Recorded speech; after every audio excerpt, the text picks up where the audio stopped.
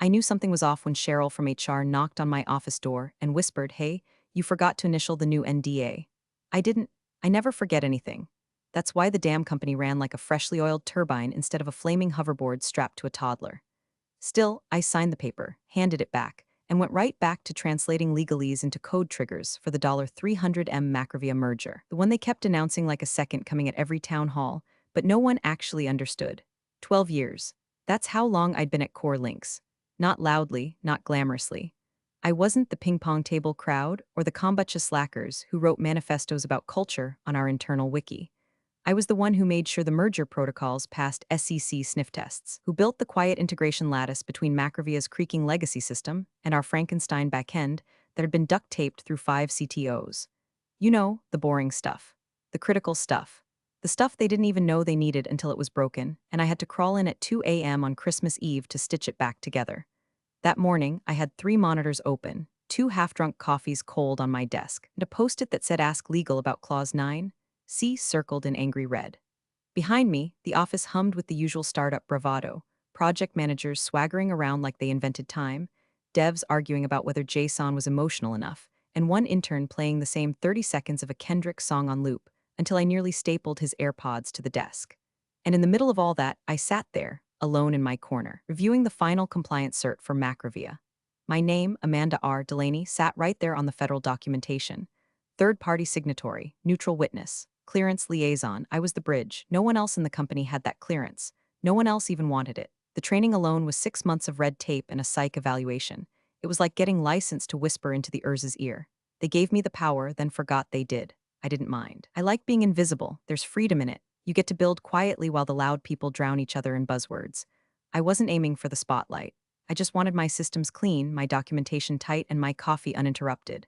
Oh, and by the way, if you're still listening and you're not subscribed, what are you doing? Hit that little button and give this a like. 90% of you are ghosts, I see the stats. Come on. It means the world to our little team sweating behind the scenes making these stories binge-worthy. Okay, rant over. Anyway, the only people who really noticed me were the ones who knew how fragile the entire setup was. Terry in legal, Joanna in Macrovia's compliance office, my old boss before he pivoted to alpaca farming or whatever burnout excuse he landed on. Everyone else, I was just Amanda in integration. Quiet, middle-aged, overdressed, overcaffeinated, underappreciated. Then Tate arrived, but let's not jump ahead. That day I logged into the clearance system to file my final cert. The Macrovia deal was supposed to close in 72 hours. My sign-off was the last step. Everything was aligned. Months of work, backend protocols, audit triggers, third-party sign-offs, cross-border data compliance, all ready. Except I paused. Something felt wrong. I couldn't put my finger on it yet, not exactly. But I opened my personal folder, marked contingency, and double-checked the clause I'd highlighted months ago. Just in case. Because here's the thing no one at CoreLynx ever understood. I didn't build systems for them. I built systems in spite of them, because I knew someday they'd trip over their own arrogance and try to throw someone like me under the bus. And I wasn't going under. Not without a fuse lit and a locked door behind me. They say when a company wants to screw you quietly, they do it on a Wednesday morning with free bagels. That's exactly how it started. The email came at 9:13 a.m., all hands mandatory 10 sharp. Exec team intro plus org updates. Don't miss it, that's HR speak for someone new's in charge and heads are gonna roll. Enter Tate Mallory, the new chief operating officer. Mid-40s, all jawline and caffeine, wearing a suit that probably cost more than my Camry. He had that startup cult energy, the kind of guy who thinks synergy is a personality trait and refers to spreadsheets as weapons of mass disruption. He smiled too much, talked too fast, called himself a fixer. I knew from minute when we were all already broken in his eyes. He spoke for 42 minutes straight, dropping words like agility, modernization, and legacy tech rot. The people around me clapped like he was Moses coming down from a Wi-Fi-enabled Mount Sinai. I just sipped my burnt coffee and opened my terminal, fixing a broken data bridge no one else even knew was failing. 3 hours later, Cheryl knocked again. This time she didn't bring paper. She brought 2 people from HR, one with a clipboard and one with dead eyes. Amanda, can we speak privately? Translation, bend over. It led me into a side room like I was being told I had rabies. No eye contact, no water. Just a manila envelope slid across the table like a ransom note. Tate didn't even bother showing up. The letter inside was half buzzwords, half bullshit, redundancy, shifting core competencies. Your role no longer aligns with strategic vision. I was still reading when the clipboard lady said, "You'll need to return your badge and laptop before 3 p.m. The other one added, "Security's already been informed." Already. I stood up, walked to the door, and paused. Something flickered just past the corner of my eye. On the front desk, where they kept lost keys and half-dead office plants, was a printed photo of my face. In red marker, someone had scrawled, "Do not let her back on the floor. Not employee, not Amanda. Just a threat taped to laminate." It hit me in the gut like a sucker punch in a parking lot. I had trained their last 3 CTOs. I had kept our biggest deal alive with duct tape and caffeine. I had missed funerals, birthdays, anniversaries to babysit their goddamn server migrations, and now I was being treated like a liability wrapped in Spanx. I didn't cry. That would have been giving them a gift. I took a breath, walked back to my desk, packed my things into a cardboard box the way people do in bad sitcoms, except this was real. My palms were cold. My heart was hammering. Everyone around me avoided eye contact like I had contagious failure. My assistant, Kyle, mouthed, "I'm so sorry," from across the floor. I gave him a nod and a half smile. Then I did two things. First, I handed in my badge. No scene, no speech. No, you'll regret this. Just a quiet goodbye and the soft click of a lanyard dropped on polished fake wood. Second, I stepped outside, sat in my car, and unlocked my phone. I opened my secure vault app, accessed the encrypted key store, and I deleted one key, not a password, not a file, a key store entry tied to my personal clearance certificate used in every Macrovia integration handshake. Without it, the system couldn't verify identity for third-party sign-off. Without it, the merger couldn't close. Without me, they were holding a live grenade with no pin. I didn't smile. I didn't cackle. I didn't even breathe deeply. I just drove away, hands steady, eyes forward. Because they thought they were building forward. But they'd just burned the only bridge they couldn't replace. I didn't even take my coat off when I got home. Just stood in the doorway, staring at my keys in my hand like they might dissolve if I blinked wrong. The house was quiet, too quiet.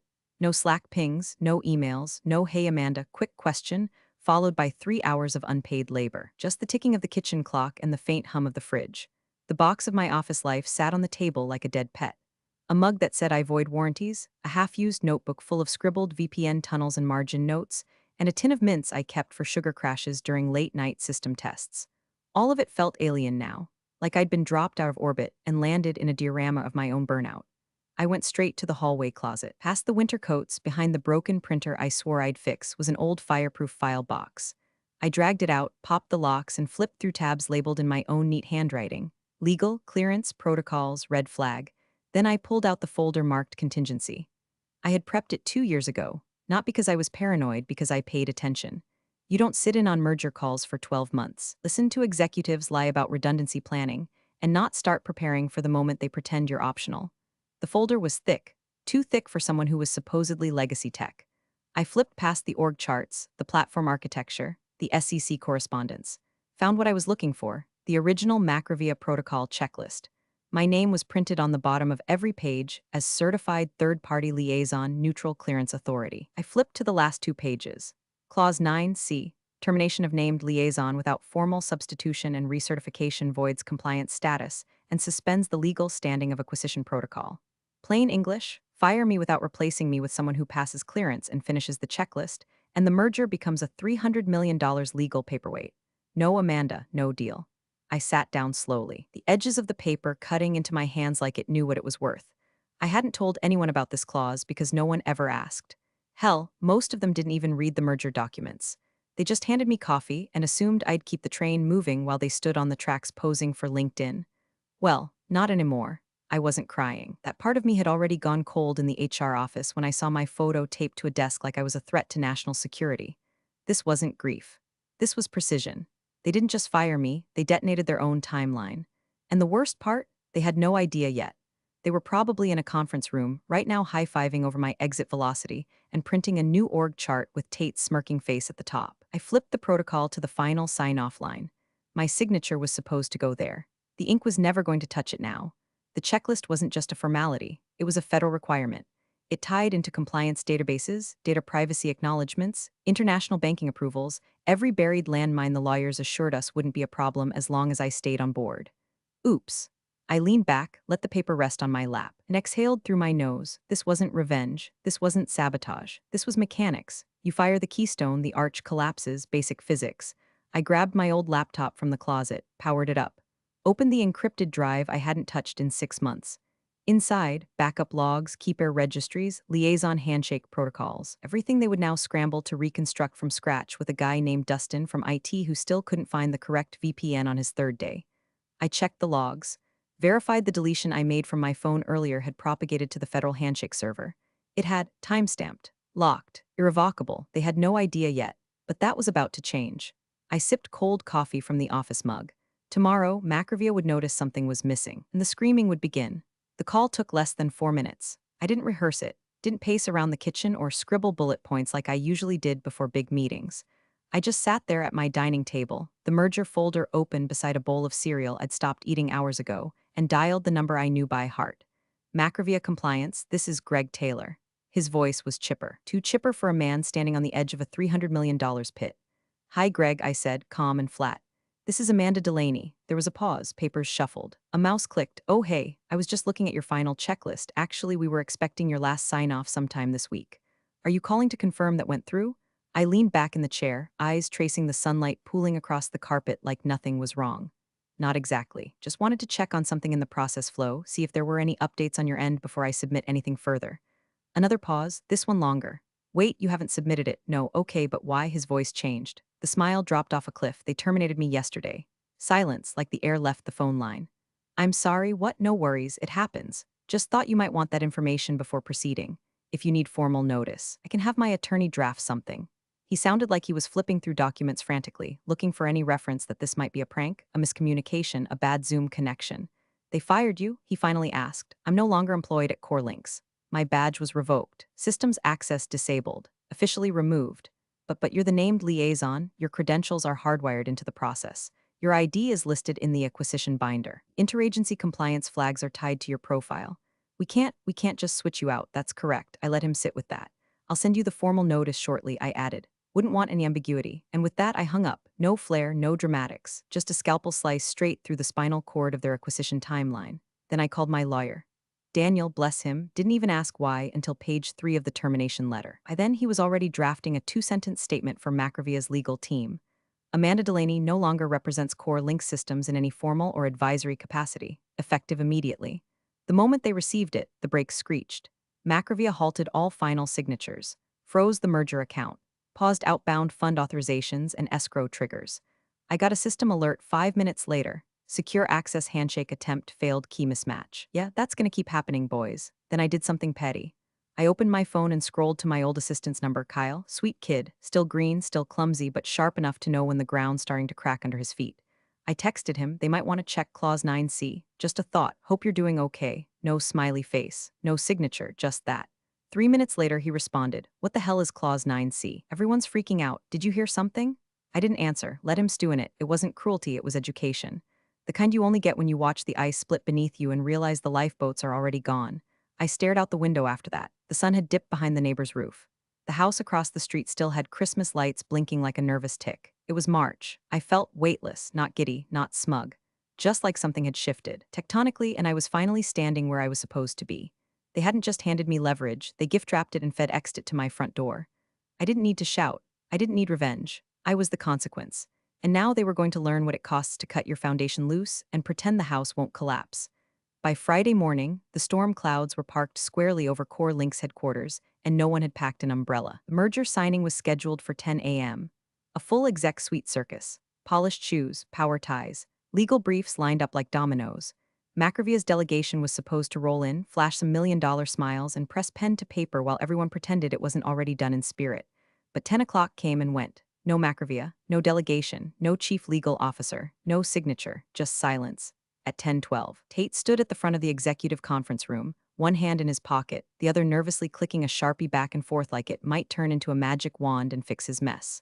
Well, he finally said, attempting a smirk, you know how these legacy firms are. Slow, paper heavy, we'll fix it internally. He repeated that last part like a prayer. We'll fix it internally.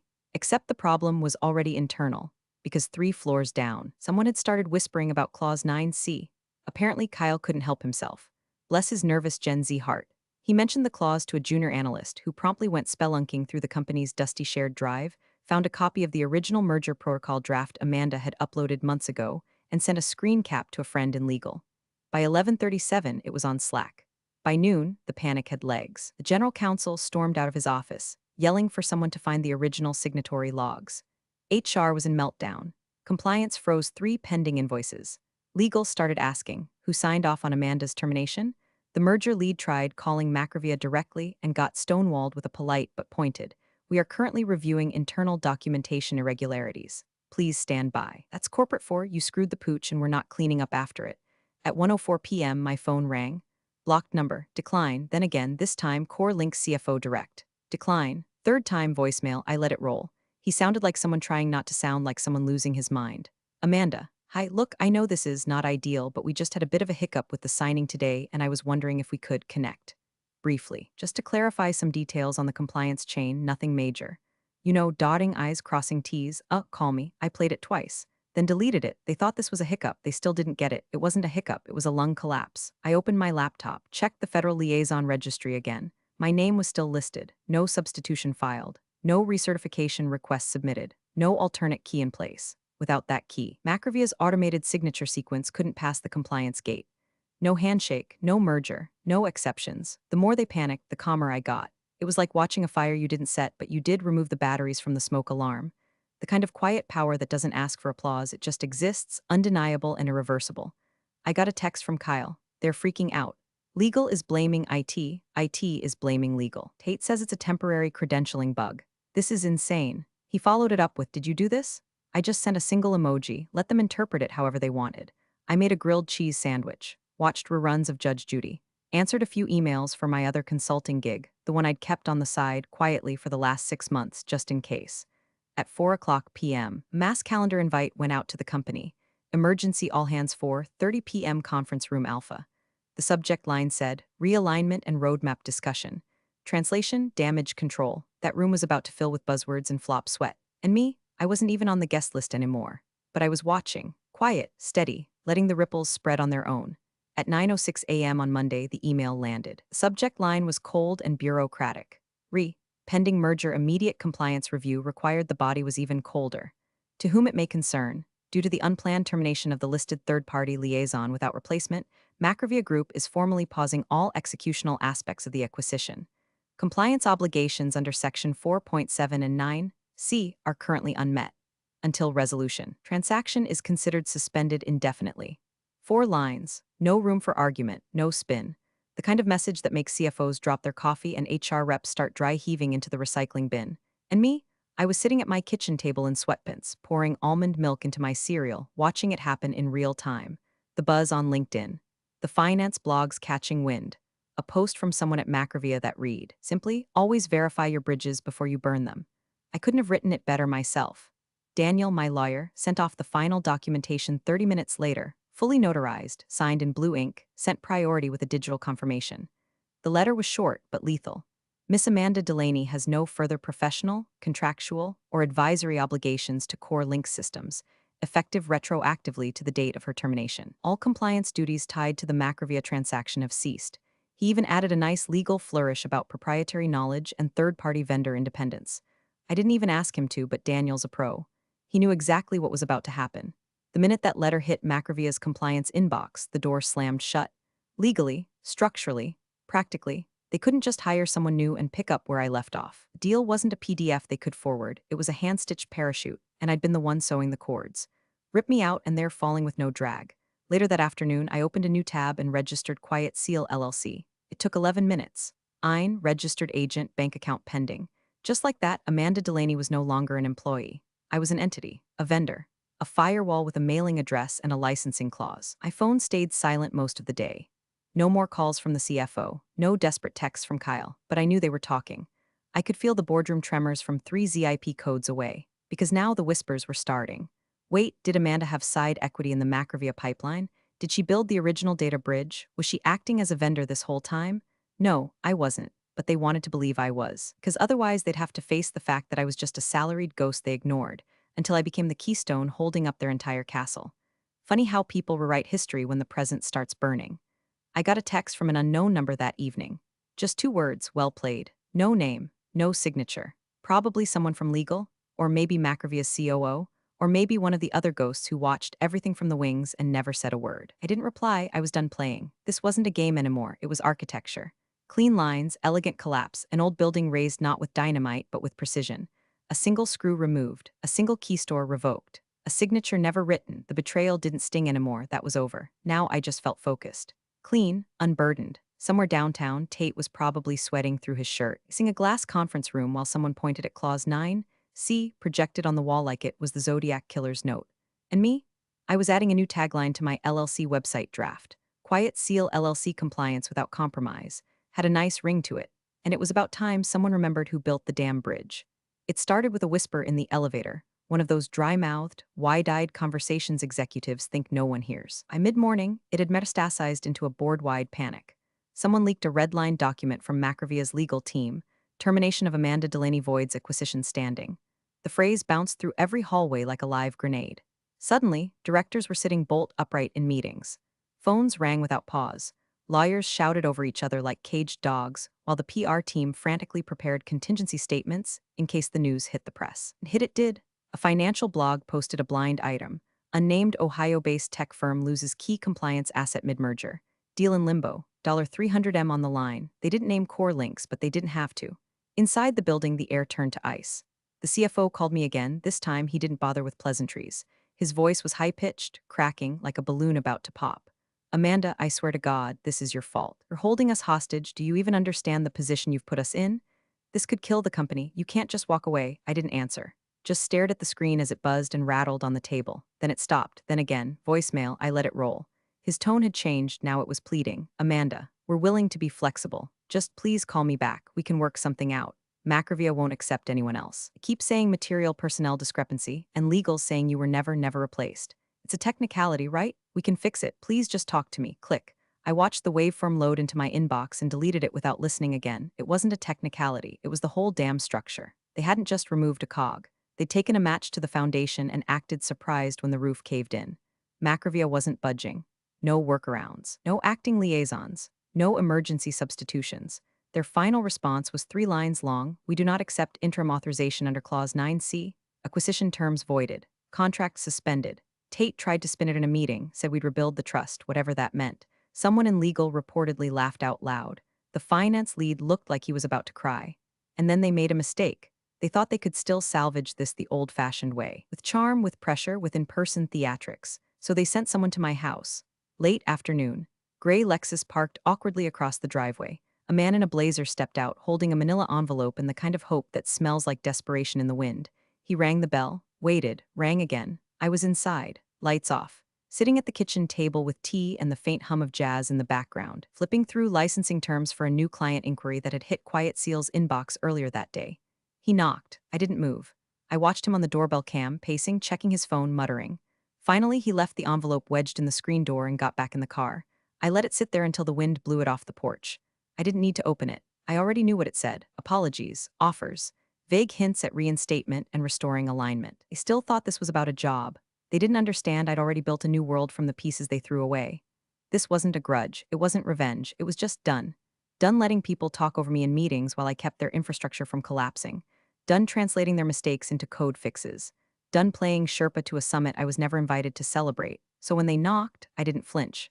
I just sipped my tea, watched the sky darken, and let the storm swirl behind a door that would never open again. By Tuesday morning, the tone inside CoreLynx had gone from damage control to full-blown cardiac arrest. The board called an emergency session, no PowerPoints, no catered breakfast, just red faces and clashing egos. The kind of meeting where people talk over each other so loudly, you forget there's a fire, because the smoke alarms were all ripped out during a modernization sprint. Tate sat at the head of the table looking like a drowned possum in a tailored suit. His swagger had vanished. His voice, once a confident drone of startup nonsense, cracked like he'd swallowed a pine cone. He started with, I think we may have, underestimated the depth of Amanda's legacy role, and didn't get more than 6 syllables in before the lead investor, a wiry man named Carl with hawk eyes and a voice like gravel and litigation, slammed a folder shut and leaned forward. Who, Carl asked quietly, authorized termination without transition planning? Dead silence. The GC looked down at his shoes. The CFO went pale. One of the board members coughed into her sleeve like it might protect her from the fallout. Tate tried again. It was a group consensus based on performance metrics, and Carl raised one hand. No more startup lingo, no more buzzwords. A $300 million deal is dead. Macrovia has made it clear they won't re-engage without Amanda's credentials. You didn't fire a developer. You severed a compliance artery. So I ask again, who? Signed. Off. The footage did the rest of the talking. Someone in PR had leaked a security still from Amanda's last day. Her photo taped to the front desk in red marker, the words "Do not let her back" on the floor scrawled beneath it like she was radioactive. It landed on LinkedIn with the caption, "How you treat your veterans tells the rest of us everything we need to know." It exploded. Former employees chimed in. Clients quietly screenshotted it. Even Macrovia's CCO liked the post, which sent the legal team into a visible tailspin. Someone printed it and brought it into the boardroom. No one wanted to look at it, but no one dared throw it away either. That afternoon, Tate sent a formal offer through HR, double salary, title bump, enhanced authority. The email hit Amanda's lawyer's inbox like a Hail Mary wrapped in tinsel. Daniel forwarded it to me with one question: want to ghost them or write back? I told him to write back. His reply was beautiful. Miss Delaney appreciates your revised offer. However, she no longer holds employee status at CoreLynx Systems. Should your organization wish to re-engage her expertise, QuietSeal LLC is available for limited licensing of relevant services. Market rates apply. Retainer required. Engagement subject to availability. Short, surgical, no drama, just facts. No more company badge, no more office politics. No more Tate. That same evening, CoreLynx's internal chat channels exploded again. The offer had leaked. Someone in HR, probably fed up, pasted the response into a staff thread titled Emergency Staffing Update. It circulated faster than any memo Tate ever wrote. And suddenly, the narrative flipped. The same people who'd barely looked Amanda in the eye now whispered her name like a myth. Not just that lady from compliance, but the woman who single-handedly brought the merger to its knees without so much as a raised voice. Even Kyle messaged me again. You really said double it and walked away, huh? I didn't reply because he wasn't wrong.